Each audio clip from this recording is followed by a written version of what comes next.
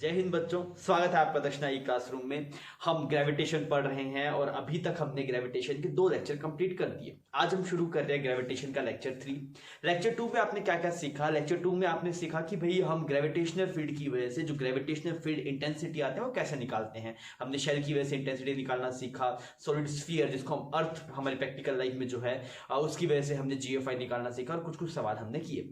इस लेक्चर के अंदर हम स्टार्टिंग में तो पहले क्या करेंगे कि कुछ कुछ इफेक्ट्स देखेंगे। हाइट की वजह से GFI कैसे बदलता है, डेप्थ में जाने से कैसे बदलता है आपके पास में, और रोटेशन की वजह से क्या चेंज आता है आपके पास में GFI में। पहले तो उसके बारे में बात करेंगे, फिर हम पोटेंशियल एनर्जी और ग्रेविटेशन पोटेंशियल के बारे में पढ़ेंगे। इसमें भी हम वही तरीका अपनाएंगे कि मोस्टली चीजों को हम इलेक्ट्रोस्टैटिक से लिंक करेंगे ताकि हम चीजों को आसानी से समझ पाएं। तो आज का लेक्चर आपके लिए इंपॉर्टेंट रहेगा, बिकॉज इसके सवाल आपके पास जो भी हम बोलते हैं एक पार्टिकल को ऊपर फेंका कितने टाइम में नीचे आएगा या फिर कितनी हाइट तक जाएगा।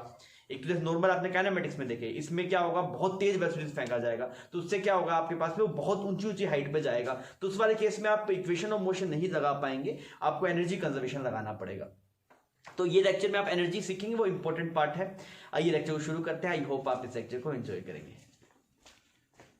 बच्चों अभी जो हम पढ़ रहे हैं वो देख रहे हैं कि एक्सीलरेशन ड्यू टू ग्रेविटी कैसे बदलता है। अगर आप हाइट पे जाएंगे या फिर आप मतलब अर्थ के अंदर जाएंगे तो कैसे कैसे चेंजेस आते हैं, हम इसकी बात करना चाह रहे हैं। देखिए आप एक बात समझिए, वैसे हम पढ़ चुके हैं कि सर अगर आप हाइट पे जाएंगे तो आपके पास जो GFI का फॉर्मूला आएगा that is GM divide by RE plus H का स्क्वायर, ऐसे ही फॉर्मूला आएगा आपके पास। पर यार एक चीज है, देखिए आप मैक्सिमम हम कितना हाइट तक जाते हैं अर्थ के सरफेस से। आप अर्थ के सरफेस से मैक्सिमम कितना हाइट गए होंगे, कितना गए होंगे? मैक्सिमम फ्लाइट में उड़े होंगे, रॉकेट में तो उड़ के आप गए नहीं कोई और प्लेनेट पे। आप मैक्सिमम कहाँ उड़े होंगे भाई? आप एक फ्लाइट में उड़ेंगे। फ्लाइट कितना किलोमीटर उड़ती होगी? 10 किलोमीटर, 15, 20, 25, 30, बस इससे ज्यादा नहीं उड़ती। हम किलोमीटर में बात ही नहीं करते, हम फीट में बात करते हैं, बिकॉज वो डिस्टेंस इतनी ज्यादा होती नहीं है। तो मैक्सिमम हम जितना ऊपर गए होंगे वो एरोप्लेन है, उससे एरोप्लेन जितना ऊपर जाता है हम भी उतना ही ऊपर गए हैं, उससे ऊपर हम कभी नहीं गए। अगर आप मतलब बड़ी से बड़ी भी अगर आप देखेंगे कोई भी क्लिफ है, मान लीजिए माउंट एवरेस्ट भी क्यों ना होगी, तो वो भी कितना हो गया मतलब 8 किलोमीटर, 10 किलोमीटर, 15 किलोमीटर, मुझे एग्जैक्ट हाइट याद नहीं है, पर मैं जोर मार के 20 किलोमीटर, उससे ऊपर हाइट का कुछ नहीं हो सकता आपके पास। आप कितना बड़ा टावर बना लीजिए, कितना ऊंचा टावर बनाएंगे, 1 किलोमीटर ऊंचा बना लेंगे, 2 किलोमीटर ऊंचा बना लेंगे, उससे ज्यादा नहीं बनेगा टावर ऊंचा। मेरी बात समझ में आ गई आपको? तो मैं आपको ये समझाना चाह रहा हूं कि हम इस टॉपिक को इस वजह से वापस पढ़ रहे हैं बिकॉज हम जितना हाइट, जैसे हमने से पहले सवाल किया कि what is the acceleration due to gravity at a height RE from the earth surface, पर इतना नहीं जाता है कोई ऊपर। लोग कितना जाते हैं? 1 किलोमीटर, 2 किलोमीटर। तो उसमें आपको अप्रोक्सीमेशन लगाना है, वो अप्रोक्सीमेशन हमें सीखने के लिए हम ये पढ़ रहे हैं। क्लियर? तो मैं बोल रहा हूं, हमें पता है भी, आपने ये बात सुनी भी होगी कि जैसे जैसे आप हाइट पे जाएंगे वैसे वैसे एक्सीलरेशन ड्यू टू ग्रेविटी कम होता है, जैसे आप डेप्थ में जाएंगे तब भी एक्सीलरेशन ड्यू टू ग्रेविटी कम होता है। तो अगर ये बात है आपके पास में तो हम ये चेक कर ले भाई साहब, अगर हम हाइट पे जाएंगे तो कितना कम होगा, डेप्थ में जाएंगे तो कितना कम होगा। हम वैसे जानते हैं, कुछ नया नहीं करेंगे, बस एक अप्रोक्सीमेशन लगाएंगे और रिजल्ट को थोड़ा देख लेंगे। देखिए मान लीजिए जो अगर आपके पास है, मैं बोलूं H हाइट पे, at height H from earth surface, मैं आपसे बोलूं H हाइट अर्थ सरफेस के ऊपर GFI कितना होगा, तो आप क्या बोलेंगे? इससे डायग्राम बना लेते हैं, थोड़ा खूबसूरत दिखेगा। आप H हाइट ऊपर चलेंगे, ये H बहुत बड़ा है बहुत छोटा है एज कंपेयर टू RE। अब सोचिए, देखिए रेडियस ऑफ अर्थ कितना है? रेडियस ऑफ अर्थ है 6400 किलोमीटर, 6400 किलोमीटर। आप जा रहे हैं 2 किलोमीटर ऊपर, तो 6400 के कंपैरिजन में 2 किलोमीटर कोई बड़ी बात नहीं है, तो बहुत छोटी वैल्यू है। तो हम बोले H is very small as compare to RE। अच्छा, अब अगर आप यहां पे GFI लिखेंगे तो GFI कितना बनेगा? G डैश जो आपके पास बनेगा वो बनेगा GM। आप अर्थ के बाहर है ना, बाहर क्या फॉर्मूला आता है? स्मॉल r का स्क्वायर। स्मॉल r कितना है आपके पास? RE प्लस H का होल स्क्वायर। क्लियर? अब अगर आप इसको लिखेंगे तो ऐसा बन जाएगा GM divide by RE square, ऐसा बन गया आपके पास। और यहां पे यह टर्म कितनी बन जाएगी? 1 प्लस H बाय RE की पावर -2। अरे सही बना क्या ये? RE हमने बाहर निकाल लिया, अगर RE आपने बाहर निकाल दिया क्या बन जाएगा? H बाय RE की पावर कितना? -2। अगर आप इसे बाइनोमियल एप्रोक्सीमेशन लगाएंगे, ये टर्म क्या है? ये टर्म 1 से बहुत छोटी है ना। जब आपके पास में 1 प्लस x की पावर n होता है और x बहुत छोटा होता है 1 से, तो आप उसे 1 प्लस nx लिख सकते हैं। तो G डैश क्या बन जाएगा? G 1 - 2h bye RE। Sir ये कैसे आ गया? ये G कैसे आ गया? ये अरे इसकी वजह से G होती है ना भाई।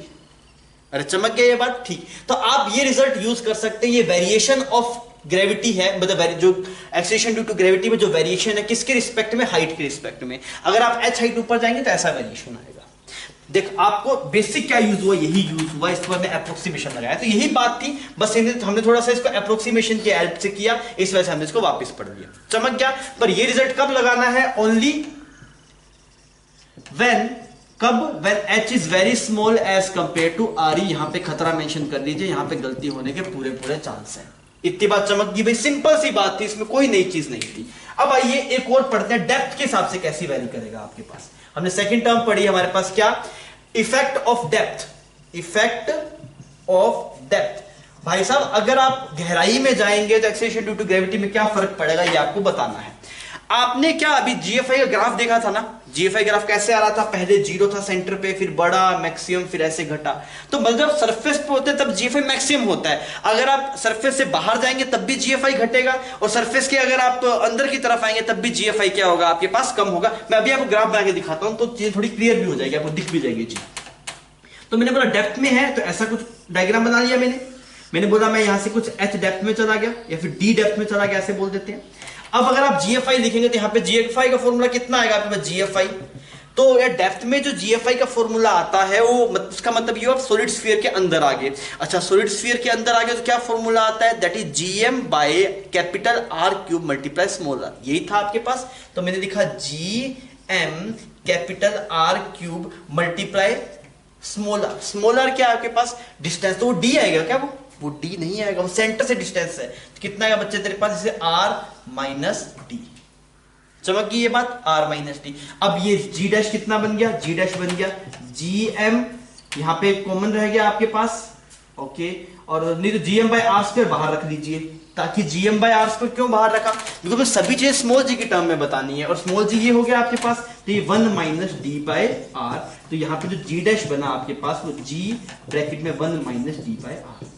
ठीक है बच्चों, ये डेप्थ में, ये डेप्थ के लिए यूज हुआ। इसमें अप्रोक्सीमेशन लगा है क्या कहीं पे, इसमें कहीं अप्रोक्सीमेशन लगा है, कहीं नहीं लगा, मतलब ये हमेशा वैलिड है, this is always true, always true.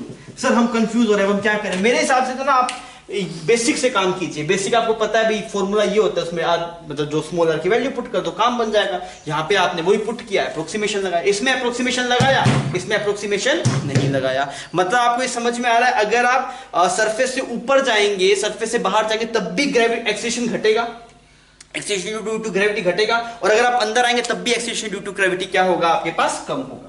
अच्छा अगर आप ग्राफ बनाएं, किसका ग्राफ बनाएं सर, अगर हम GFI वर्सेस R का ग्राफ बनाएं तो कैसा बनेगा आप बता सकते हैं, मतलब एक अर्थ के लिए GFI वर्सेस R का, यहाँ पे G डैश जो आपके पास एक्सेलरेशन ड्यू टू ग्रेविटी है वर्सेस R का ग्राफ बना रहे हैं, ये R का ग्राफ है। तो आपको पता है जो पहला एक्सप्रेशन है R लेस देन R के लिए क्या आता है, GM divide by R cube multiply small r, मतलब लीनियर फंक्शन आता है, ऐसा बनता है।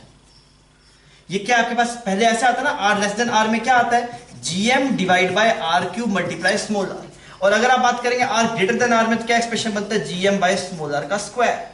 तो नीचे आपके पास में स्क्वायर है और इनवर्सली प्रोपोर्शनल है, तो ये कुछ ऐसा करवाएगा, हाइपरबोला नहीं आएगा, कुछ ऐसा आएगा। अगर ये होता GM बाय स्मॉल r तो एब्सोल्यूट हाइपरबोला आता।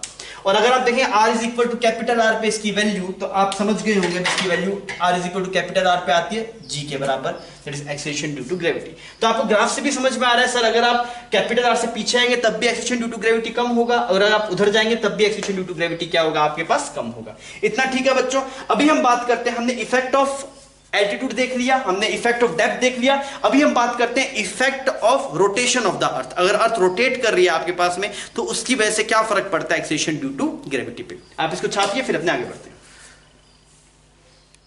बच्चों आप जानते हैं कि अर्थ अपने एक्सिस के बहुत रोटेट करती है। दो वर्ड्स होते हैं ना, एक रोटेशन हो गया, एक रिवोल्यूशन हो गया, दोनों समझ में आना चाहिए। जो हिंदी मीडियम के स्टूडेंट रहते हैं, जो हिंदी मीडियम से आए होते हैं, थोड़ी दिक्कत आती है दोनों टर्म्स के अंदर। रोटेशन का मतलब हो गया अपने एक्सिस के अबाउट घूमना, रोटेशन का मतलब क्या, अपने एक्सिस के अबाउट घूमना। रिवोल्यूशन क्या मतलब चक्कर काटना, सन के अराउंड चक्कर काटने से क्या बोलेंगे आप, रिवोल्यूशन। अपने एक्सिस के अबाउट घूमने को क्या बोलेंगे आप, रोटेशन। तो अभी हम किसकी बात कर रहे हैं, effect of rotation of the अर्थ, मतलब जो अर्थ अपने एक्सिस पे घूम रही है उसकी वजह से कुछ इफेक्ट आ रहा है, वो इफेक्ट क्या है वो हमें बताना है। देखिए हम ऐसे मानते हैं यहाँ पे ऐसी अर्थ है, ऐसे अर्थ है, और अर्थ ऐसे इस एक्सिस के अबाउट घूम रही है। अर्थ इस एक्सिस के अबाउट नहीं घूमती, अर्थ थोड़े से टिल्टेड एंगल के अबाउट घूमती है, पर हम मान रहे इसके अबाउट घूम रही है, मान लीजिए। क्या हम ग्रेविटेशन में कई अप्रोक्सीमेशन लेके चलते हैं, हम मान के चलते हैं भी अर्थ परफेक्टली स्फीयर है, पर ऐसा होता नहीं है। अर्थ ऐसा होता है कि पोल से जो डिस्टेंस होती है वो तो कम होती है, जो आपके पास में पोल की जो डिस्टेंस है सेंटर से वो कम होती है, इक्वेटर की डिस्टेंस ज्यादा होती है। तो ऐसा हो, थोड़ा चिपटा सा होता है, मतलब यहाँ थोड़ा चपटा हुआ होता है, यहाँ थोड़ा दूर होता है। मेरी बात समझ में आ गई आपको? ठीक। तो अगर आप देखेंगे तो रोटेट होने की वजह से क्यों जी में चेंज आएगा, पहले आप ये समझिए। जैसे मान लीजिए कि आप ऐसे एक झूले के ऊपर घूम रहे हैं, ऐसे एक झूला, एक स्फीयर है, वो स्फीयर घूम रहा है ना ऐसे, और आप किसी को पकड़ के बैठे। अब सोचिए जितना तेज वो झूला घूमेगा उतना ही आप पे बाहर की तरफ फोर्स आएगा। ये बात सही है ना भाई? जैसे मान लीजिए आप एक चीज पे ऐसे घूम रहे हैं सर्कल में, मैं आपको एक रस्सी से बांधा और आपको ऐसे घुमाया जा रहा है, तो आप पे एक बाहर की तरफ फोर्स सकता है ना, जिसे आप सेंट्रीफ्यूगल फोर्स बोलते हैं। मेरी बात समझ में आ रही है? तो जितनी तेज अर्थ घूमेगी उतने ही तेज, उतना ही ज्यादा एक बंदे पे फोर्स आएगा, कोई यहां पे खड़ा होगा तो उस पर फोर्स लग रहा हो, क्योंकि अर्थ घूम रही है, उसका सेंट्रीफ्यूगल लग रहा होगा। मेरी बात समझ में आ रही है? आप ऐसे इमेजिन कीजिए, जो मैरी गो राउंड झूला नहीं होता था, जो आप मान लीजिए मेले में वो बैठते, जिसपे वो कभी घोड़ा, हाथी, वो सब बना हुआ रहता है। पहले आप बैठते होंगे, अभी बैठे तो टूट भी जाएगा वो। मान लो जो बच्चों के बैठने वाला झूला होता है, उस पर आप बैठ गए, उसने घुमाना शुरू किया। आप जब जितना तेज घूमता है उतना ही वो दूर जाने की कोशिश करता है उस एक्सिस ऑफ रोटेशन से। जैसे मान लिया एक्सिस ऑफ रोटेशन है, आप ऐसे घूम रहे हैं, मतलब घोड़ा ऊंट जो भी है वैसे ऐसे घूम रहे हैं, आप उसे बैठे हैं, जितना घूमेगा उतना टिल्टेड हो जाता है, ऐसे देखा है ना, उतना दूर हो जाता है। तो वो किसकी वजह से होता है? सेंट्रीफ्यूगल फोर्स की वजह से। तो आप समझ के देखिए, अर्थ इस मास को बोल रही है, तो अर्थ पे mg लग रहा होगा, यहाँ पे ऐसे mg, यहाँ पे कोई बंदा खड़ा है, उस पे mg लग रहा है, ऐसे ऐसे mg किस तरफ लगता है बच्चों? सेंटर की तरफ लगता है। ये बात ध्यान रखना। अगर आप यहाँ पे हैं तो ऐसे लग रहा है mg, यहाँ पे है तो ऐसे लग रहा है, यहाँ पे है तो ऐसे लग रहा है, सेंटर पे तो ऐसे, मतलब mg किस तरफ लगता है? सेंटर की तरफ लगता है। अरे ये बात सही है। आप वैसे आप देख लीजिए, जब आपके पास में इससे पहले जब इलेक्ट्रोस्टैटिक में आपके पास एक सॉलिड स्फीयर था, तो जो ग्रेविटेशनल फोर्स था वो कहां पे लगता है? तो हम बोलते हैं आप सॉलिड स्फीयर को सेंटर पे कंसीडर मान लो। फिर आपने मान लिया सेंटर पे कंसीडर है, तो एक मास ये हो गया, एक मास ये हो गया, या फिर एक चार्ज ये हो गया, एक चार्ज ये हो गया, दोनों पे along the line joining force लगता है। मेरी बात समझ में आ गई? अगर आप पूछो यहाँ पे एक मास है, उस पे किस तरफ फोर्स आएगा? सेंटर की तरफ। यहां पे है सेंटर की तरफ, यहां पे है सेंटर की तरफ। इतना फंडा क्लियर है, इसमें कोई दिक्कत नहीं। ठीक, ये धरती बोल रही है mg फोर्स से खींच रहा है, पर इस पे एक सेंट्रीफ्यूगल फोर्स लग रहा है आपके पास। सेंट्रीफ्यूगल फोर्स कितना होता है? m omega square r dash. ये r डैश क्या होता है? ये r डैश होता है distance from the axis of rotation. r dash क्या होता है बच्चों? Distance from axis of rotation. This r dash is distance from axis of rotation. तो भाई साहब एक्सिस ऑफ रोटेशन क्या है आपके पास? ये है एक्सिस ऑफ रोटेशन। क्या इससे इसकी डिस्टेंस r है? क्या नहीं है r? तो हमने पहले पोजीशन डिफाइन की कि हम इस वाले पॉइंट की बात कर रहे हैं जो यहां से थीटा एंगल की दूरी पे है। तो इसके जो डिस्टेंस होगी आपके पास में, वो ये वाली डिस्टेंस होगी। कौन सी डिस्टेंस होगी बच्चों? ये वाली डिस्टेंस होगी, ये वाली। और इसकी वैल्यू कितनी है आपके पास? ये डिस्टेंस का सिंबल बना ज्यादा अजीब बन गया थोड़ा ना। ये डिस्टेंस कितनी है आपके पास? ये r है, तो ये कितना? r dash is equal to capital R sine theta. और ये कैपिटल R क्या है आपके पास? रेडियस ऑफ अर्थ। मेरी बात समझ में आ गई?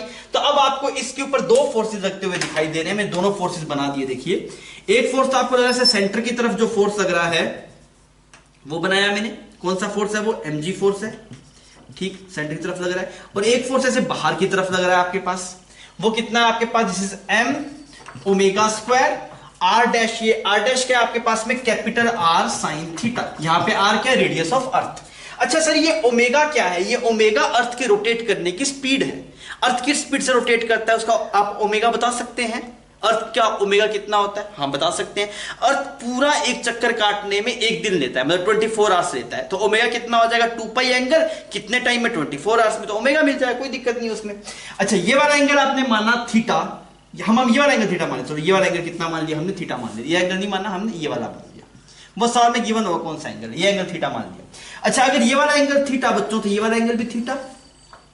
मेरी बात समझ में आ रहा है? तो अगर मैं बोलूं along the line, along the line, इस वाली लाइन के अलोंग जो आपके पास में नेट फोर्स है, along the line, along the line which is along the center line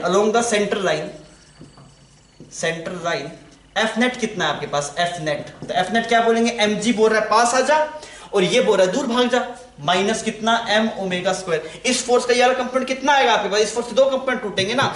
ये आपके पास में f डैश है, ये f डैश किसकी वजह से लग रहा है? This is centripetal force. तो इसके दो कंपोनेंट टूटेंगे, f dash cos theta, f dash sine theta. f dash cos theta की वजह से mg कम हो रहा है, तो मैंने लिखा इसको m ओमेगा स्क्वायर, इसको f डैश कोस थीटा लिख देता हूं बच्चों, इसमें कोई दिक्कत नहीं। ठीक है, तो यहां से अगर आप f नेट निकालेंगे, f नेट, तो वो कितना आया आपके पास, this is M G minus M omega square R sine theta cos theta, R sine theta cos theta.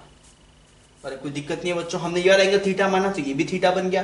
अगर ये थीटा बना तो इसका ये कंपोनेंट कितना आएगा, कोस थीटा आएगा। और ये वैल्यू अच्छा ये चीजें भी बदल गई ना, सिर्फ एक मिनट रुकिए। हमने ये वाला एंगल थीटा माना तो ये बन जाएगा आर कोस थीटा। ये कितना बन जाएगा, आर कोस थीटा।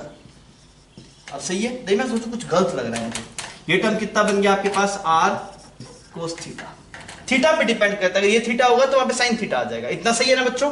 तो यहां पे ये बन जाएगा एफ कोस थीटा, तो कितना बन जाएगा ये, this will turns out cos square theta.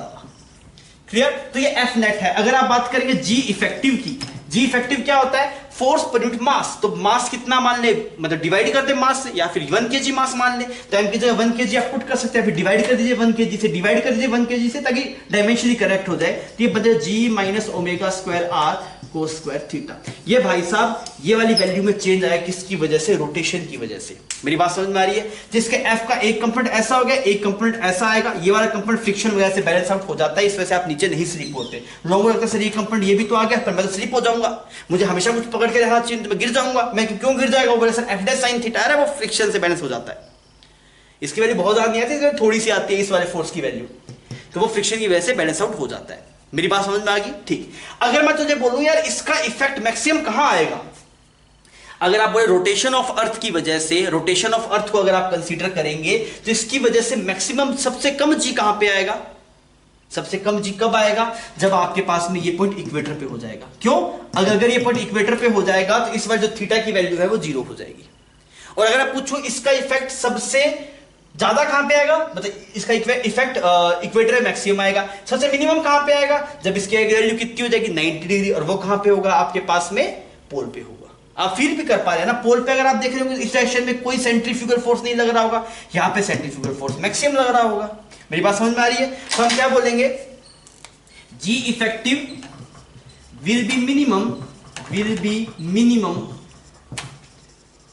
Eight equator, और वो कितना होगा आपके पास जी एट इक्वेटर। अगर आप बात करेंगे तो जी एट इक्वेटर कितना होगा, जी माइनस ओमेगा स्क्वायर आर। समझ में आ गया भाई साहब। अब सीधा देखिए यहां पे एम जी इधर लग रहा होगा, ओमेगा स्क्वायर आर इधर लगा, सीधा देख लीजिए। अगर आप इस फॉर्मूले में पुट करेंगे तब भी बात बन जाएगी। इक्वेटर पे थीटा कितना हो जाएगा, 0 हो जाएगा। फिर अगर आप बात करें मैक्सिमम कहां पे होगा, जी इफेक्टिव, तब G effective will be maximum at pole. At pole, pole कौन से होते हैं, इन पॉइंट्स को पोल बोलते हैं ना। तो पोल पे अगर आप देखें थीटा की वैल्यू 90 हो जाएगी, तो जी इफेक्टिव कितना है, जी एट पोल कितना है बच्चों आपके पास, वो एक्सेलरेशन ड्यू टू ग्रेविटी के बराबर आएगा। मतलब अगर आप इक्वेटर पे जाके किसी का वेट मेजर करते हैं, इक्वेटर पे जाके वेट मेजर करते हैं, तो मैक्सिमम एरर मिलती है। क्यों, क्योंकि वहां पे हम इस वाली टर्म को हम लिखते नहीं है। मतलब हमें जैसे आप पोल पे वेट करेंगे अपना तो अलग आएगा, पोल पे वेट आएगा एब्सोल्यूट वेट आएगा, दैट इज एम जी। और अगर आप इक्वेटर पे जाकर करें तो कितना आएगा, M G minus M omega square R. तो इक्वेटर पे और पोल पे रिजल्ट डिफरेंट मिलेंगे। ये बात अजीब लगती है पर ये सही है। एक और भी होता है वो हम कर नहीं, जैसे इफेक्ट सबसे पहले देखा डेप्थ का, सबसे पहले एल्टीट्यूड का, फिर डेप्थ का, फिर रोटेशन का। एक और आता है effect of shape of the अर्थ। तो शेप ऑफ अर्थ भी हम कर सकते हैं, तो इसके बाद देख लेंगे। मैं थोड़ा आइडिया देता हूं आपको। शेप ऑफ अर्थ में क्या होता है आपके पास में, आप सुन लो ना, क्या उसको वापस दिखवाएंगे। सिंपल सी बात सुन लो कि इसकी जो शेप होती है परफेक्ट स्फीयर नहीं होती। हम बात कर रहे हैं कि आपके पास शेप ऑफ अर्थ का क्या इफेक्ट पड़ता है। एक्चुअली जो अर्थ की शेप है परफेक्ट स्फीयर नहीं होती। पोल पे जो डिस्टेंस होती है ना, पोल से जो डिस्टेंस होती है वो कम होती है। मतलब पोल की सेंट्रल डिस्टेंस कम होती है, इक्वेटर की ज्यादा होती है। मतलब पोल पास है एज कंपेयर टू इक्वेटर। उस कारण की वजह से पोल पे जीएफआई ज्यादा आता है। मेरी बात समझ में आ गई। उस कारण की वजह से पोल पे जीएफआई ज्यादा आता है और इक्वेटर पे कम आता है, बिकॉज इक्वेटर की दूरी सेंटर से ज्यादा है और पोल की दूरी सेंटर से कम है। मेरी बात समझ में आ गई। इस वजह से भी डिफर आ सकता है। वापिस सुन लीजिए, shape of earth is not perfectly sphere. वो थोड़ी सी ब्लज आउट रहती है, ऐसे यहाँ पे ऐसे थोड़ी चपटी रहती है, यहां से थोड़ी चपटी रहती है, मतलब ऐसे फ्लैट रहती है यहाँ पे। अगर यहाँ पे से फ्लैट रहती है मतलब जो पोल की डिस्टेंस है वो सेंटर से आरी नहीं होती, आरी से कम होता है। और जो इक्वेटर की डिस्टेंस है वो थोड़ा आउटेड रहता है, ऐसे ऐसे रहता है, थोड़ा सा ऐसे। तो उसकी वजह से क्या होता है, इक्वेटर आरी से थोड़ा बड़ा रहता है। मेरी बात समझ में आ गई। तो इस वजह से अगर आप देखेंगे तो इक्वेटर पे आपके पास में जो एक्सेलरेशन ड्यू टू ग्रेविटी आएगा वो कम आएगा और पोल पे जो आएगा वो ज्यादा आएगा। क्लियर है बच्चों? ठीक है, हमारा ये टॉपिक खत्म होता है, आप इसको छाप लीजिए। तो अभी हमें समझ में आ गया सर, अगर अर्थ रोटेट करती है उससे जी इफेक्टिव कम होता है, तो क्यों ना हम ये देखें कि भाई अगर अर्थ बहुत तेज रोटेट करना शुरू कर दे तो क्या होगा, आपके पास में सेंट्रीफ्यूगल फोर्स बढ़ता रहेगा, mg तो उतने का उतना ही रहेगा, तो जो नेट आपके पास जी इफेक्टिव होगा वो कम होना शुरू हो जाएगा। मान लीजिए अर्थ तेज रोटेट करना शुरू कर दे, तो अभी धरती आपको mg से खींच रही है, फिर mg नहीं खींच पाएगी, कम फोर्स से खींचेगी, तो उससे क्या होगा, आपको अपने आप में हल्कापन महसूस होगा। आप ऐसे एक बार लॉन्ग जंप करेंगे तो अभी जितनी डिस्टेंस ट्रेवल करते हैं ज्यादा डिस्टेंस ट्रेवल कर पाएंगे, बिकॉज जी कम हो गया। मेरी बात समझ में आ रही है आपको? तो अगर अर्थ तेजी से रोटेट करना शुरू कर दे तो बहुत सारी चीजें बदल जाएगी, दिन रात छोटे हो जाएंगे आपके पास में। और दूसरा ये है कि जी इफेक्टिव कम हो जाएगा, तो आप कूदेंगे तो मतलब आप लंबी दूरी ट्रेवल कर सकेंगे, आप छत से कूद भी पाएंगे। अगर जी इफेक्टिव कम हो जाए, छत से कूदेंगे आप नहीं गिरेंगे। अब मेरी बात समझ में आ रही है? छत से आप कूदेंगे आराम से कूद जाएंगे, कोई स्टेयर्स की जरूरत नहीं, आप ऐसे आराम से नीचे आए, ग्राउंड फ्लोर पे आ गए, यार ऐसे जंप वंप करेंगे, ज्यादा हाइट तक जा सकते हैं। सब चीजें, बहुत सारी चीजें आसान हो जाएगी, बहुत सारी चीजें डिफिकल्ट हो जाएगी। तो हमने बोला कि अगर सर मान लो और तेज शुरू, और तेज बहुत तेज, तब क्या होगा, तब उस टाइम पे mg के बराबर भी तो हो सकता है सेंट्रीफ्यूगल, और अगर ऐसा हो जाएगा तो उस केस पे आपको कोई वेट महसूस नहीं होगा। देखिए जहां पे जीरो ग्रेविटी होती है, जीरो ग्रेविटी आपने देखा है ना, जो सैटेलाइट्स मूव करती है उनमें जीरो ग्रेविटी होती है। आप कहीं के स्पेस स्टेशन देखते हैं, वहां पे आपको जीरो ग्रेविटी की बात, आपने नाम सुना हुआ जीरो ग्रेविटी। जीरो ग्रेविटी को मतलब जहां पे कोई फोर्स नहीं लग रहा है, कोई फोर्स नहीं, आप फ्री हैं। आप अगर एक बार ऐसे ऊपर आपने जंप कर लिया ऐसे, जैसे अभी आप जंप करेंगे तो वापस ही जाते हैं, क्यों? क्योंकि ग्रेविटी खींचता है। फिर आप जंप करेंगे, आपको कोई रोकने वाला नहीं है, फिर आप जंप करिए, आप ऊपर जाके भिड़ेंगे सीधा। मेरी बात समझ में आ गई? आपने ऐसे जंप करके इधर हाथ मार दिया, आप हवा में उड़ते हुए आगे जा रहे हैं, जैसा आप देखते होंगे डिस्कवरी पे। मेरी बात समझ में आ गई? तो इसको बोलते हैं वेटलेसनेस। वेटलेस इसका मतलब ये नहीं वेट कम, वेटलेसनेस मतलब कोई ग्रेविटी नहीं है वहां पर, जीरो ग्रेविटी। समझ में आ गई मेरे पास? सवाल पढ़िए, सवाल क्या लिखा हुआ है। What should be the angular velocity of the earth so that we will feel weightlessness at the earth equator. Earth की एंगुलर वेलोसिटी कितनी हो ताकि हम इक्वेटर पे वेटलेसनेस फील करें? सिंपल सा सवाल है, फटाफट करके बताइए इसको।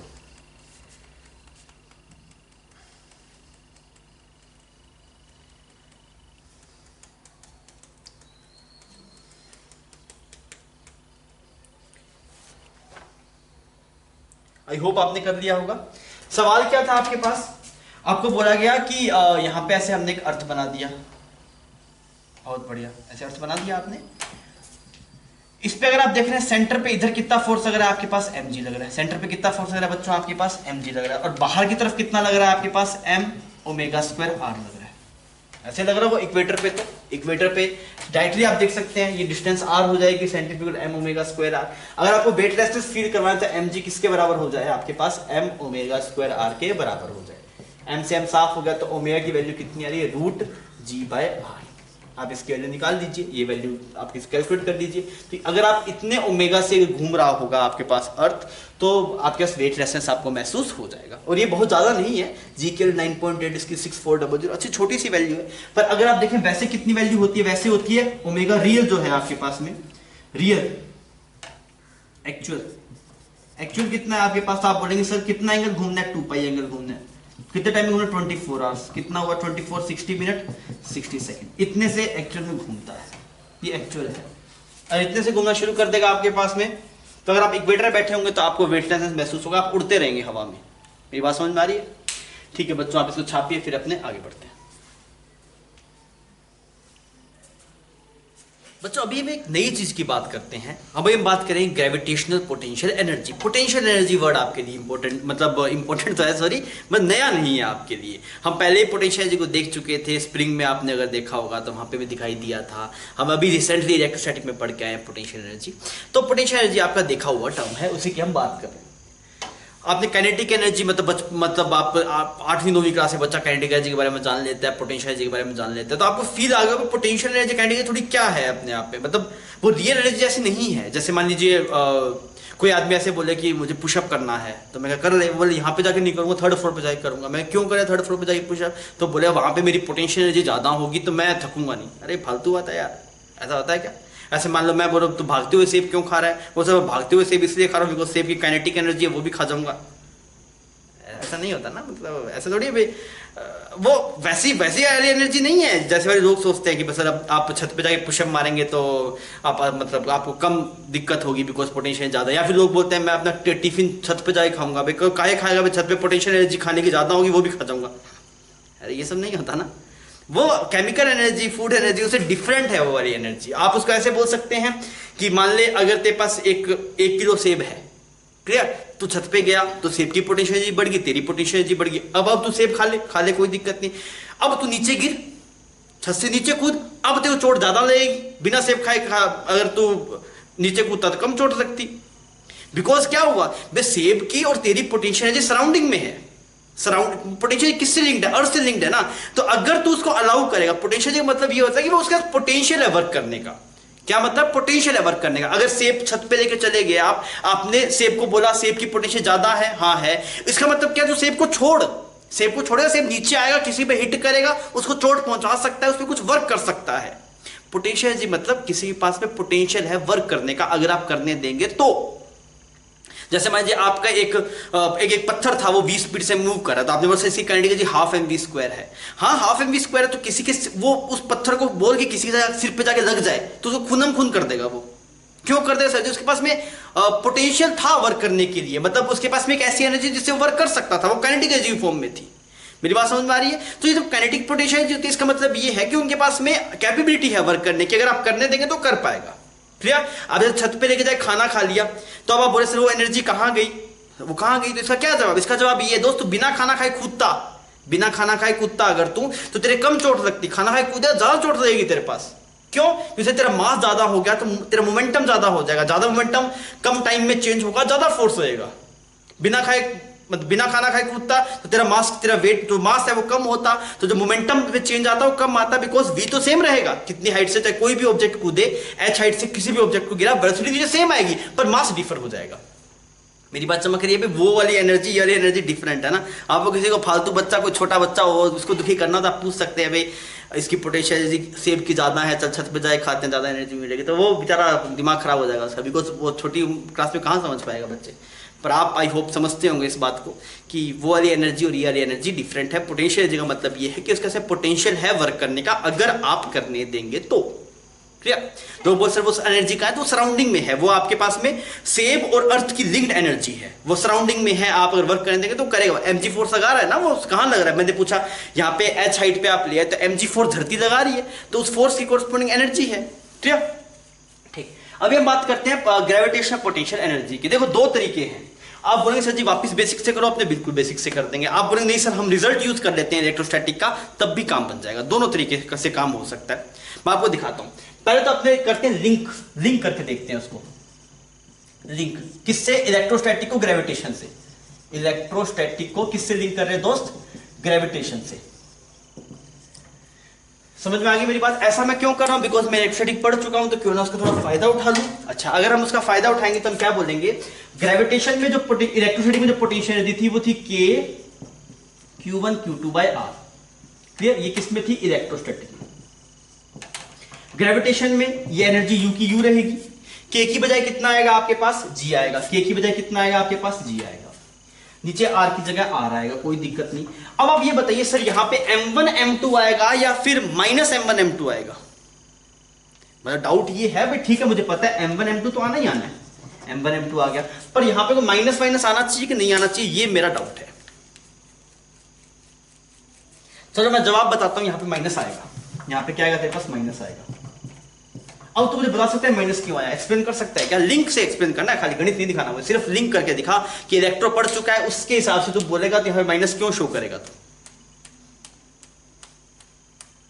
अरे भाई दिमाग चलाने से दिमाग नहीं फटेगा, मैं तो गारंटी देता हूं कि तू ये सोचता है दिमाग चलाऊंगा तो फट गया, फिर मैं क्या करूंगा? भाई नहीं फटेगा, थोड़ा चला, खराब हो जाए पड़ा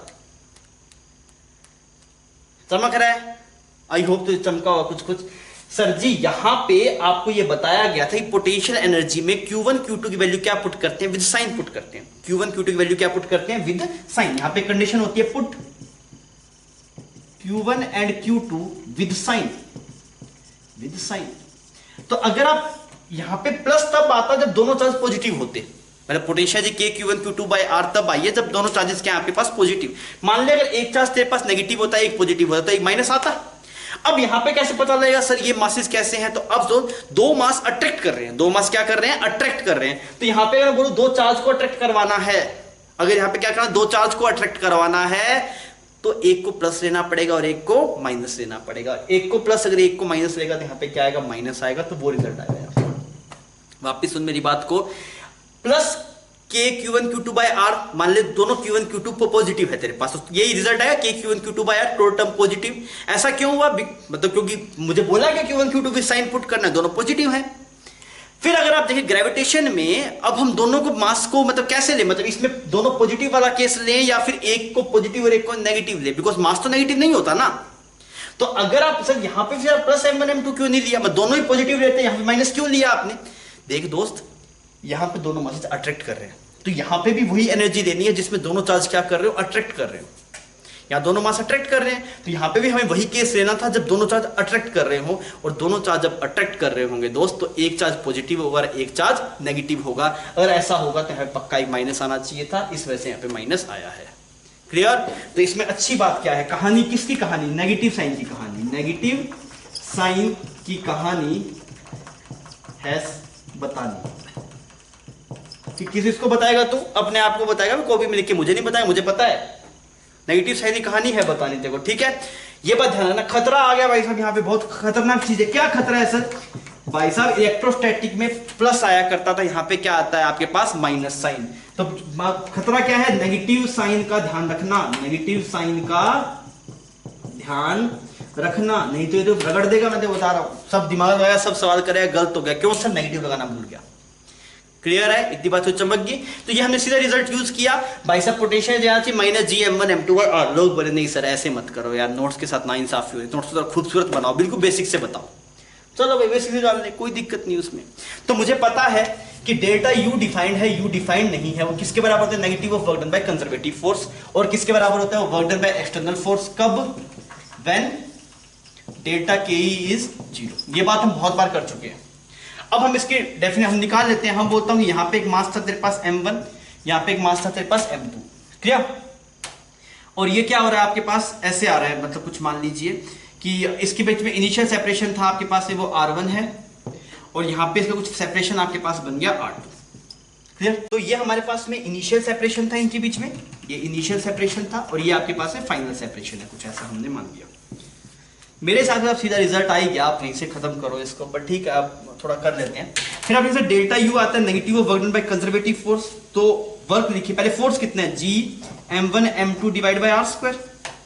फोर्स किस तरफ लग रहा है? इस तरफ लग रहा है, पार्टिकल दूर जा रहे हैं, तो आपके पास में f इस तरफ है और जो डिस्प्लेसमेंट हो रहा है वो इस तरफ हो रहा है, तो दोनों में एंगल कितना है? 180 डिग्री। तो वर्क डन का जो फॉर्मूला होता है f डॉट s, तो यहां पे क्या बनेगा? f s cos 180 degree. यहां पे एक माइनस आ गया, ऐसे इंटीग्रेशन हो गया आपके पास। अरे इतनी बात समझ में आ गई आपको? अब आप काम कीजिए, देखिए तो डेल्टा यू को आप लिखेंगे delta U is equal to minus cos 180 minus 1, minus minus वहां चला गया, प्लस बन गया आपके पास। तो इंटीग्रेशन ऑफ कितना आ गया? G m1 m2 by R square dr। तो यहां से बना डेल्टा यू,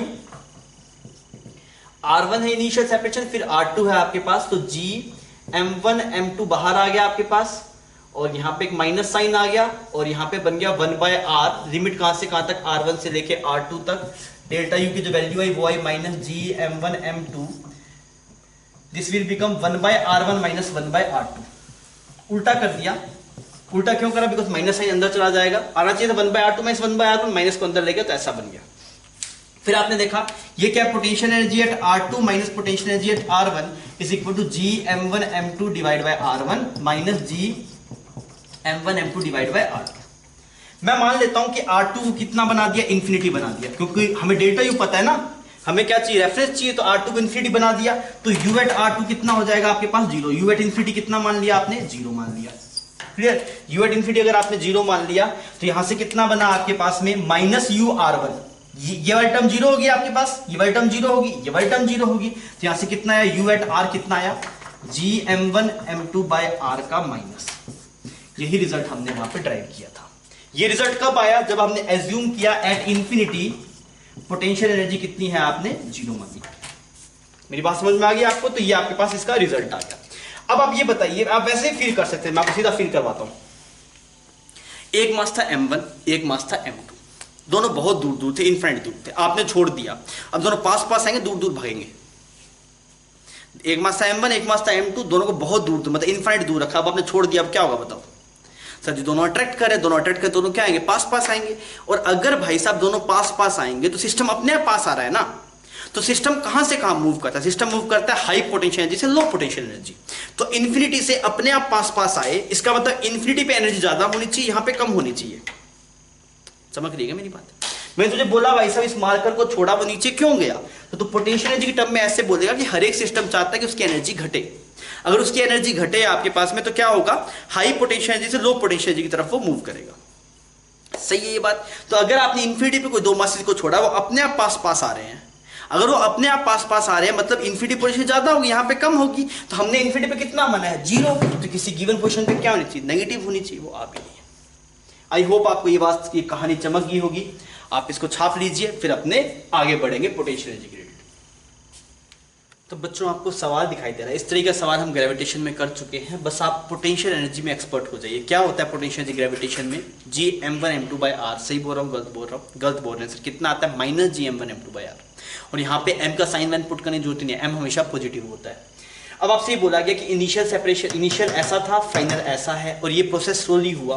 तो आपसे बोला गया find out work done by external, work done by gravitational force in changing the configuration from initial position to final.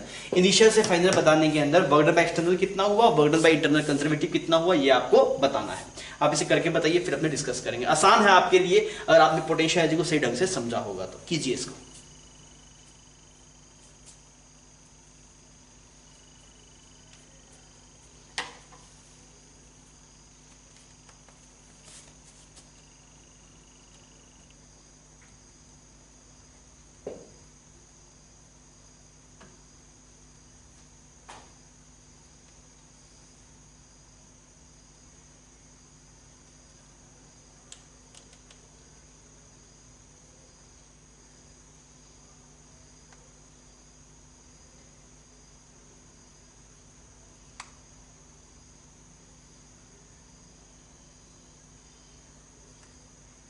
किया जाए बच्चों, आइए।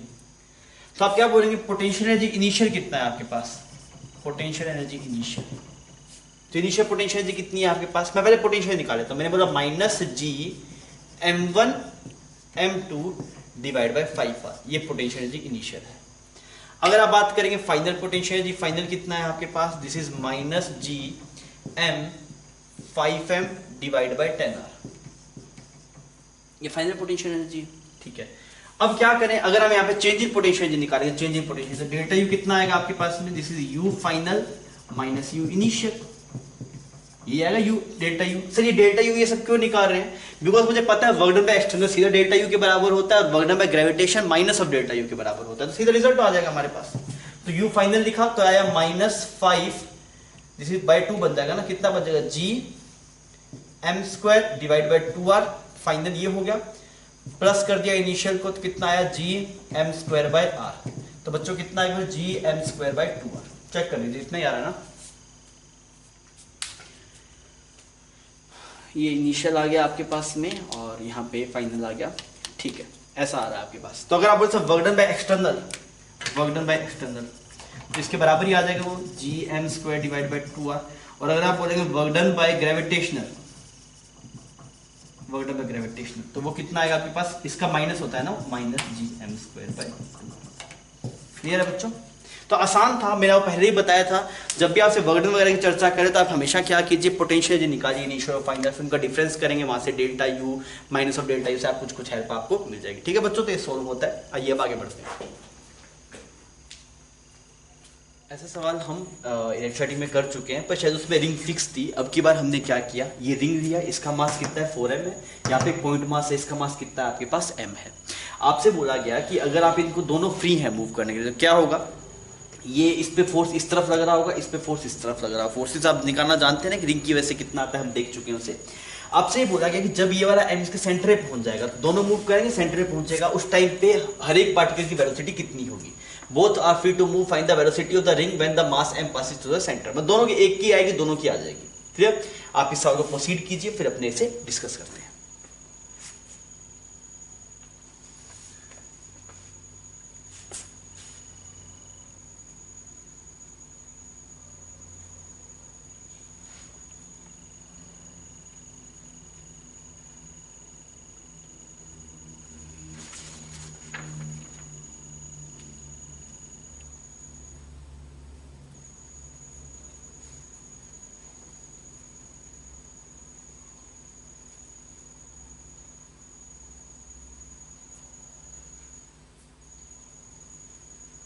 हुआ बच्चों?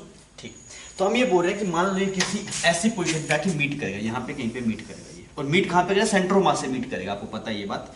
तो यहाँ पे जब ये मीट कर रहा है, दोनों के सेंटर ऑफ मास से मूव करेगा, मीट करेगा कहीं पे, अगर यहाँ पे सेंटर ऑफ मास है तो यहाँ पे मीट करेगा। तो इसकी जो वेलोसिटी होगी वो कुछ v1 होगी, इसकी इधर इसकी वेलोसिटी कितनी होगी आपके पास? v2 होगी रिंग की।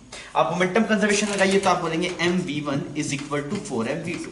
सही। तो यहाँ सॉल्यूशन आ गया आपके पास, v2 किसके बराबर आ गया?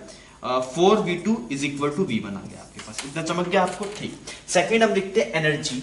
तो ये तो मोमेंटम कंजर्वेशन था, एनर्जी कंजर्वेशन लगाएंगे तो आप बोलेंगे इनिशियल पोटेंशियल एनर्जी कितनी आपके पास? g m1 m2 माइनस आएगा minus G m1 m2 by r।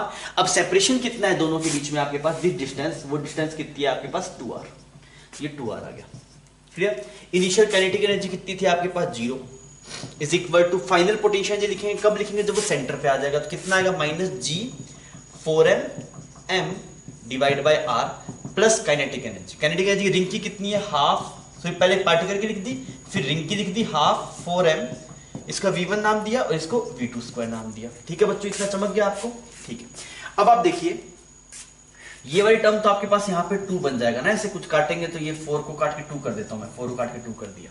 तो यहां से अगर आप देखेंगे तो टोटल आया 2gm square divide by r। ये इधर आ गया, वो 4 था, यहाँ पे 2 था, तो नेट बन गया 2gm स्क्वायर बाय r। अच्छा, और हमें पता है ये वाली टर्म बन गई आपके पास में, v2 की वैल्यू निकालनी है ना, v2 रिंग की निकालनी है ना वेलोसिटी आपको। ठीक है, तो अगर आप यहाँ पे देखेंगे तो ये बन गया हाफ m v1 स्क्वायर की वैल्यू पुट करेगा तो 16 v2 square, 16 v2 square plus यहाँ पे 2m v2 स्क्वायर, ये कितना बन गया तेरे पास? 8 बन गया। टोटल कितना आया? 10m v2 square is equal 2gm square by r। m ने m को मार दिया, तो यहां से जो आपके पास में v2 आएगा बच्चों, वो आएगा gm बाय 5r का रूट, gm बाय 5r का रूट। ये किसकी वेलोसिटी आपके पास? रिंग की है। अगर आपके पास v2 आ गया तो v1 कितना आ जाएगा आपके पास? v1 कितना है? 4v2 है, 4 टाइम्स v2 अगर आप देखेंगे तो ऐसा बन जाएगा। क्लियर? तो आप कैसे v1 v2 दोनों आगे, v2 रिंग की वेलोसिटी है आपके पास और ये पार्टिकल की वेलोसिटी है। तो हमने क्या यूज किया? हमने इसमें दो कंसेप्ट यूज किए, एक तो लीनियर मोमेंटम कंजर्वेशन यूज किया और एक एनर्जी कंजर्वेशन यूज किया। क्लियर है बच्चों? ठीक है, इसको छाप लीजिए, फिर अपने आगे बढ़ते हैं। सवाल आपके सामने है। सवाल में क्या बोला गया? दो मासेस हैं, एक का मास m है, दूसरे का मास 2m है। आप बताइए दोनों में क्या होगा? अट्रैक्टिव फोर्सेस रहेंगे, तो क्या दोनों पास पास आएंगे। तो आपसे क्या बोला गया? Find out velocity of each mass when separation between them will become 5r। पहला सवाल तो ये है। दूसरा आपको ये बताना है find out point where both will meet. तो इस तरह के सवाल हम एस्थेटिक में कर चुके हैं, तो आई होप आप इसे इजीली कर सकते हैं। अटेम्प्ट कीजिए आप इस सवाल को, फिर हम डिस्कस करेंगे।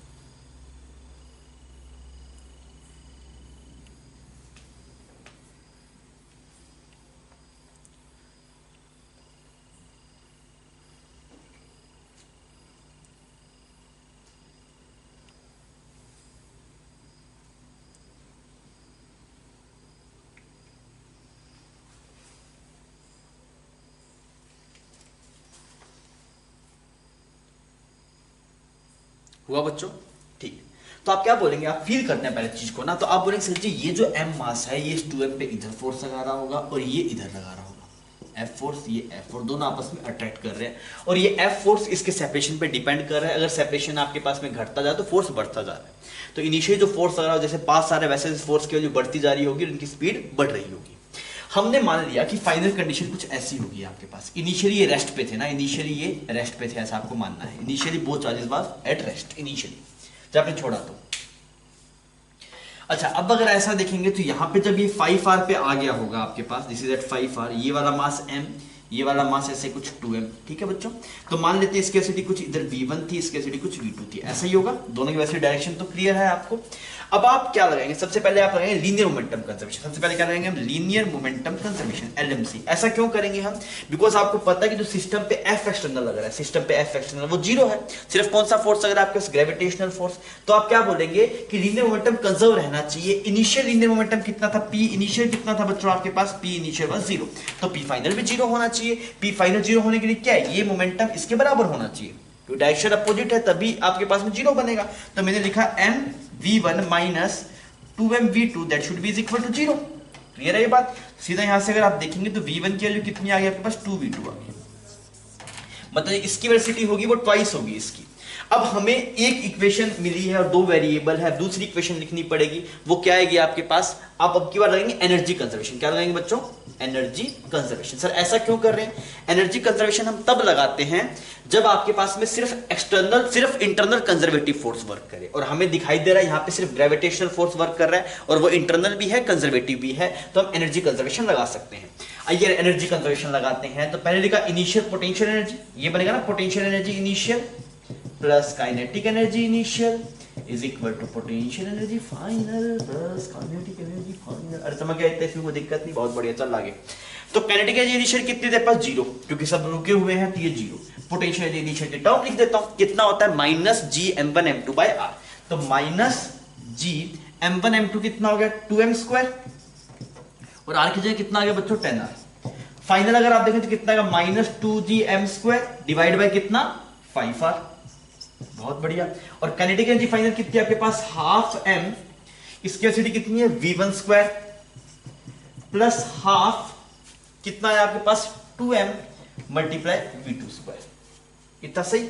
अब हम इस सवाल को प्रोसीड करते हैं, देखिए कैसे करेंगे। तो ये वाली टर्म आपके पास बन गई 1/5, दिस टर्म विल बिकम 1/5, वो 2/5 था। यहां पे कितना बचेगा? gm² divide by 5r। इतना सही। अच्छा यहां पे अगर आप देखें तो हाफ m v1² लिखा, इसको लिखा हाफ, ये हाफ 2 से 2 कट जाएगा तो m v2 किसके बराबर है? v2 किसके बराबर है? v1² बाय 4 के। v2 किसके बराबर है? v1/2। v2 किसके बराबर बच्चों? v1/2। यहां पुट कर देता हूं v1² बाय 4। देख इतने में कोई दिक्कत नहीं। v2 को क्या लिखा? v1/2, तो v² बाय 4। तो टोटल कितना बचा? टोटल बचा 3/4 m v1² is equal to gm² divide by 5r। m ने m को मार दिया। तो यहां से अगर आप निकालेंगे v1, तो v1 कितना आ रहा है बच्चों आपके पास? v1 आ गया यहां से 4/15 gm बाय r। खत्म हो गई ये बात। v2 अगर आप निकालेंगे तो कैसे निकालेंगे? v1 क्या है? v1/2 करेगा तो v2 आ जाएगा तेरे पास। v1/2 करेगा तो v2 कितना बनेगा? √ gm/15r। ये दोनों आपके पास आंसर्स आ गए। देख लीजिए कोई कैलकुलेशन मिस्टेक हो तो आप बता सकते हैं। लगाना आपको दो चीजें, एक लीनियर मोमेंटम कंजर्वेशन, एक एनर्जी कंजर्वेशन। फिर आपको बोला गया कि point where both particle will meet. तो आप देखिए दोनों कहां मीट करेंगे आपके पास। आप देखिए इनिशियल मोमेंटम 0 था, मतलब अगर आप VCM इनिशियल बात करेंगे, VCM इनिशियल कितना था आपके पास? 0 था। और अगर आप देखें सिस्टम पे F एक्सटर्नल भी 0 है तो VCM हमेशा कितना होगा? VCM ऑलवेज कितना होगा आपके पास? 0 होगा। मतलब फाइनली जब दोनों टकरा जाएंगे, मतलब दोनों कहां मीट करना चाहिए? दोनों कहां मीट करेंगे आपके पास में? सेंटर ऑफ मास पे मीट करेंगे, क्योंकि सेंटर ऑफ मास को डिस्प्लेस करने के लिए कोई है ही नहीं। सेंटर ऑफ मास मूव ही नहीं किया, और जिस पॉइंट पे अगर मान लो जहां पे मीट करेंगे वहीं पे सेंटर ऑफ मास होगा उस टाइम पे। m1x1 plus m2x2 divide by m1 plus m2। दोनों जिस पॉइंट पे पहुंच गए, दोनों एक ही पॉइंट पे पहुंच गए, तो वहीं पे सेंटर ऑफ मास होगा। तो दोनों कहां मीट करना पड़ेगा? सेंटर ऑफ मास पे मीट करना पड़ेगा। उसकी पोजीशन आप इजीली देख सकते हैं। यहां से जो उसकी दूरी होगी वो कितनी आएगी आपके पास? जो डिस्टेंस आएगी सेंटर ऑफ मास हो गया आपके पास। इसकी दूरी अगर मैं पूछूं यहां से कितनी है आपके पास, तो आप क्या बोलेंगे? This will be 2/3 multiply 10r। तो कितना है बच्चों? 20r/3। इतनी बात सही है। यहां से अगर आप देखेंगे इसकी दूरी कितनी आएगी आपके पास? This is 1/3, this is 10r/3।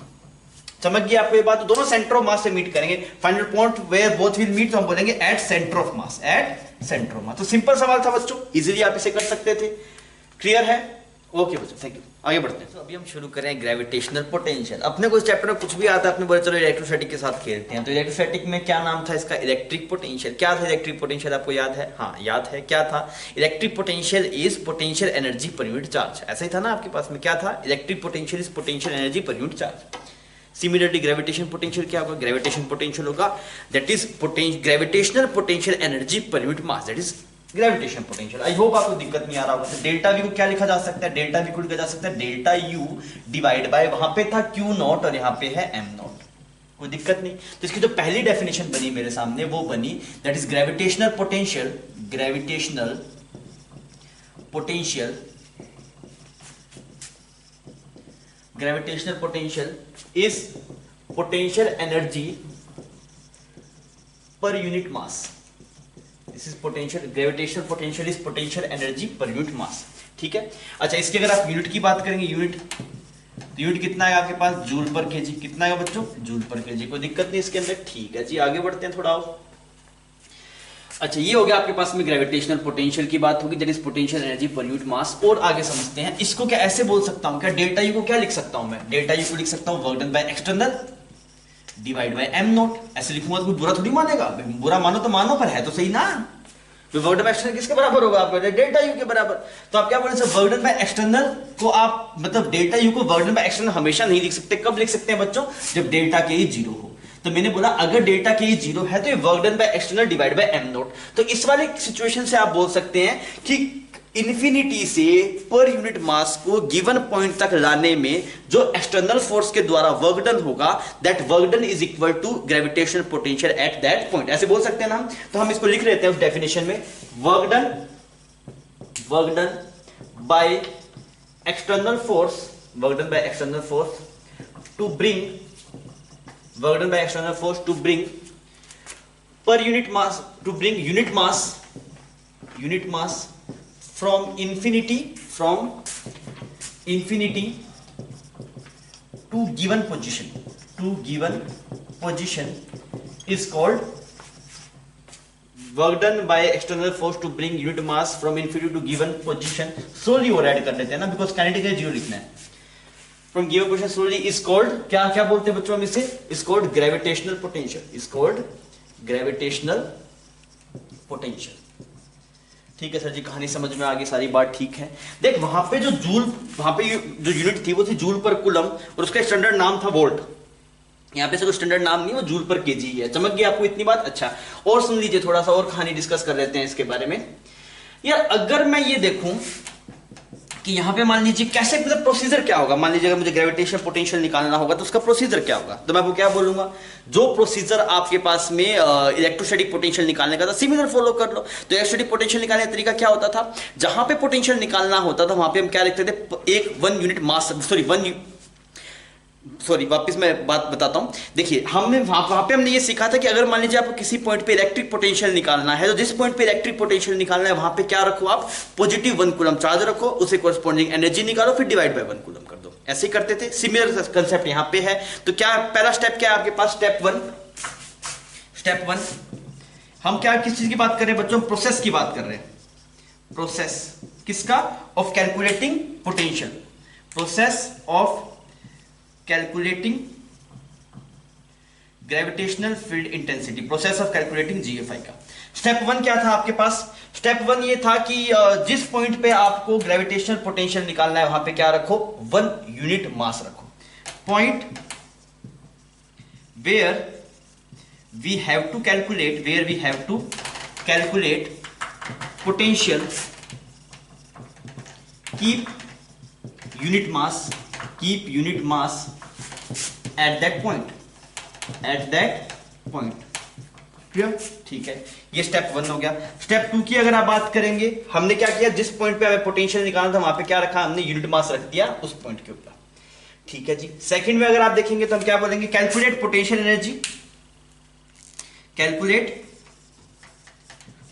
Energy corresponding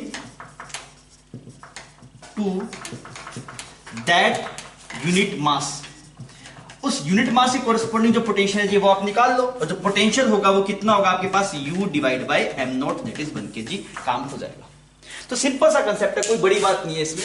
जैसे मान लीजिए मैं आपको बोलूं यहाँ पे एक मास है कैपिटल M, यहाँ पे कैपिटल मास M है। अच्छा, मैं अगर बोलूं इस वाले पॉइंट के ऊपर पोटेंशियल बताइए कितना हो, ग्रेविटेशनल पोटेंशियल r दूरी पे, तो आप क्या बोलेंगे, आप बोलेंगे सर कैसे निकालते हैं, सबसे पहले पोटेंशियल एनर्जी निकालो, कितना 1 kg मास रखेंगे तो कितना आएगा, -g capital M 1 kg divide by r।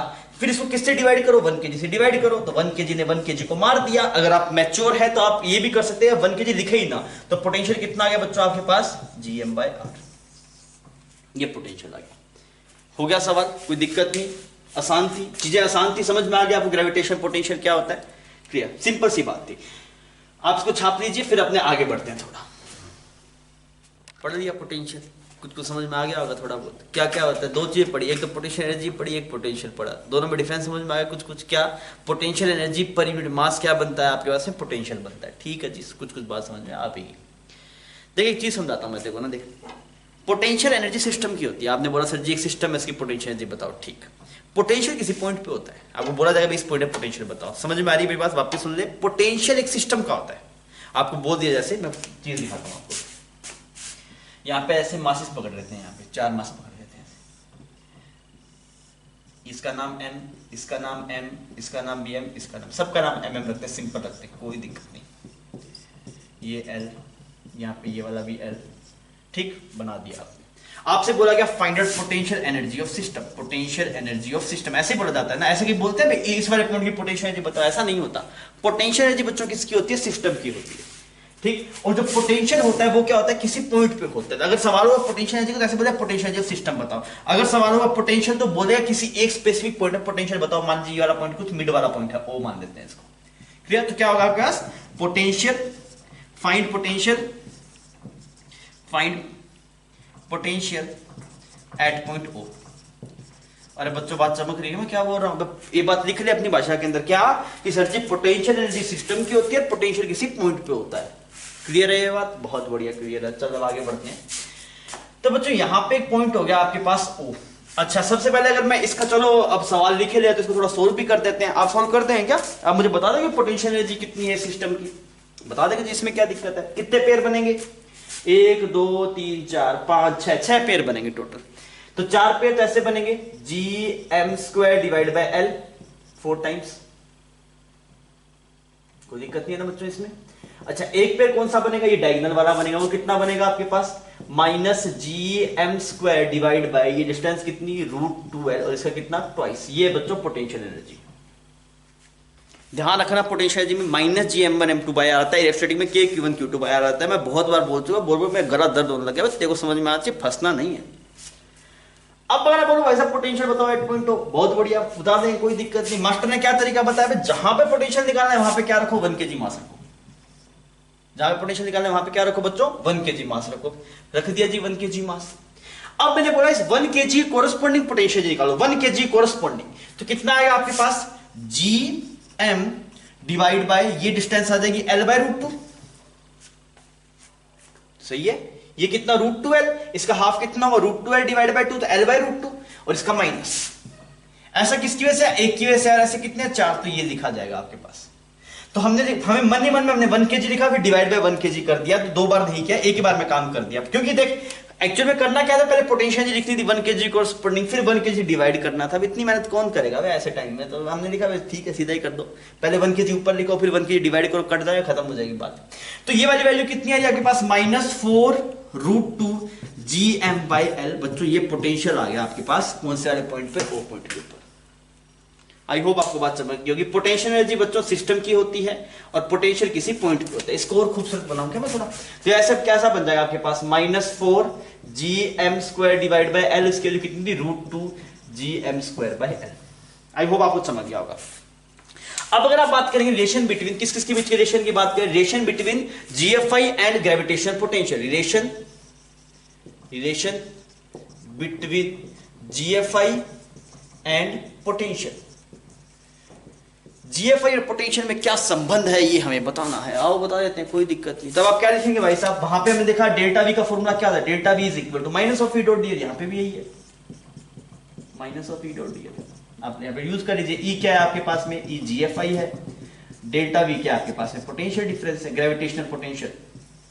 Gravitational potential difference. Clear है बच्चों? ठीक, तो ऐसे सब डाटा है। उसमें जो एक्सप्रेशन था E is equal to -dV/dr, वो भी यहाँ पे यूज नहीं, बहुत ही कम यूज होता है, इस वजह से हम उसको नहीं लिख रहे हैं। इतने से आपका काम बन जाएगा। आपको समझ में आ गई सारी बात? पोटेंशियल की सारी कहानी समझ में आ गई।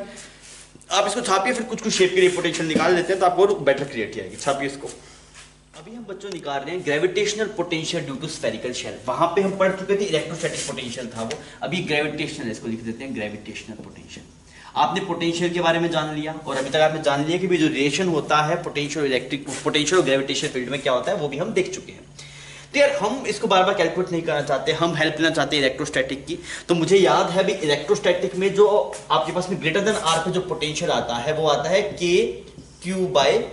KQ बाय स्मॉल आर आता है। किसके अंदर आता है? इलेक्ट्रोस्टैटिक में। किसमें आता है बच्चों? ये इलेक्ट्रोस्टैटिक में। अब की बार बताइए कितना आएगा? यहाँ पे K की बजाय कितना आएगा? G। यहाँ पे कितना आएगा? Q की जगह M डिवाइड बाय R। ये सही है या गलत है?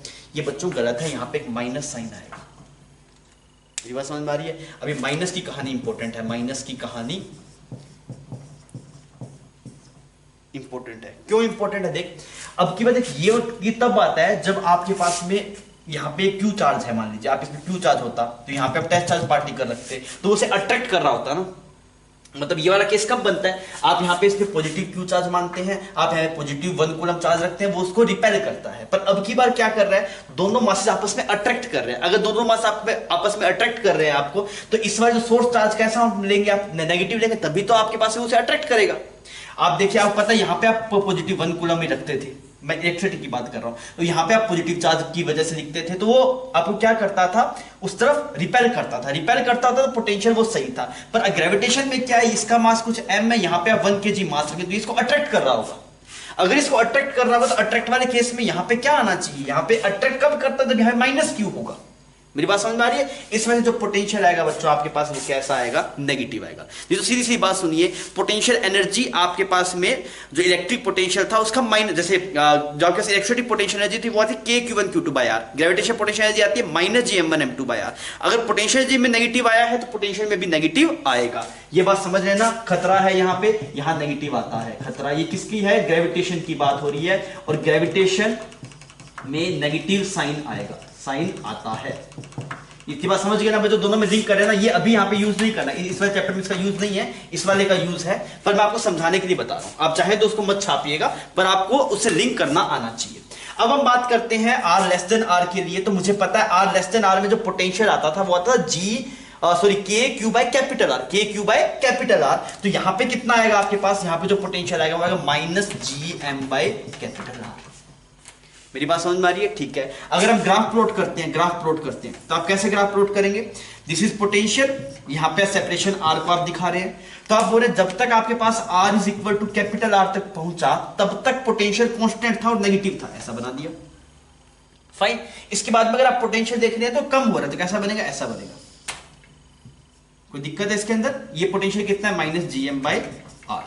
तो अगर आप इलेक्ट्रोस्टैटिक को याद करेंगे तो उसमें जस्ट उल्टा था, इसमें जस्ट उसमें ऊपर की तरफ था, इसमें नीचे की तरफ है। कहानी किसकी है, नेगेटिव की। बस यही चीज आपको ध्यान रखना है कि इलेक्ट्रोस्टैटिक में वहां पे नेगेटिव आया, जहां पे पॉजिटिव था वहां पे हमें नेगेटिव यूज करना है। और आप कंसेप्चुअली इस चीज को समझ लीजिए। क्लियर है बच्चों? आप इसको छापिए, फिर अपने आगे बढ़ते हैं। अभी हमने देखा था that is gravitational potential due to spherical shell. अभी हम बात करेंगे सॉलिड स्फीयर की, और सॉलिड स्फीयर अपने आप में इंपॉर्टेंट है, बिकॉज हम अर्थ की मतलब हम मोस्टली जो ग्रेविटेशन की बात करते हैं अर्थ के लिए बात करते हैं, और अर्थ कैसा है आपके पास में, सॉलिड स्फीयर। तो ये आपके पास अर्थ में यूज होगा, इस वजह से ये चीज इंपॉर्टेंट है आपके पास। अब हम पोटेंशियल की बात करते हैं। When r is greater than r, तो इलेक्ट्रोस्टैटिक में क्या आया था आपके पास में, k(q/R), पर यहाँ पे एक माइनस आता है, तो यहाँ पे कितना आएगा बच्चों आपके पास, -gm/r। इसमें कोई दिक्कत नहीं। मतलब अगर आप बाहर पोटेंशियल निकालना है, EFI निकालना है, तो आप क्या कर सकते हैं, इस मास को आप सेंटर पे कंसीडर मान सकते हैं, जैसा कि हम वहाँ पे इलेक्ट्रोस्टैटिक में करते थे। तो हमने बोला पॉइंट मास, और आपके पास में शेल हो चाहे आपके पास में सॉलिड स्फीयर हो, तीनों की वजह से बाहर पोटेंशियल निकालने के लिए आप उसे कहाँ पे रख सकते हैं, उसके सेंटर पे रख सकते हैं। अगर आप बात करेंगे r(r) की, तो अब r(r) के लिए हम रिजल्ट कैसे निकालें, तो मैं आपको रिजल्ट बता देता हूँ।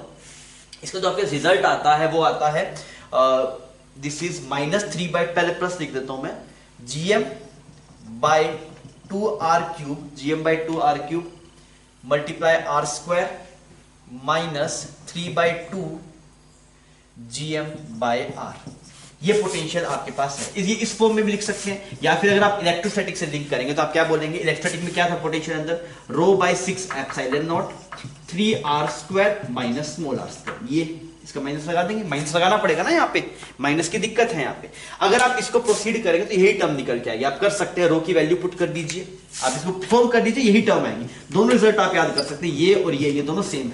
यहाँ पे रो क्या है आपके पास, रो कितना हुआ आपके पास, m/4/3πr³। अच्छा, इसमें कुछ चेंजेस करने पड़ेंगे बिकॉज इसमें एप्सिलॉन नॉट की टर्म है।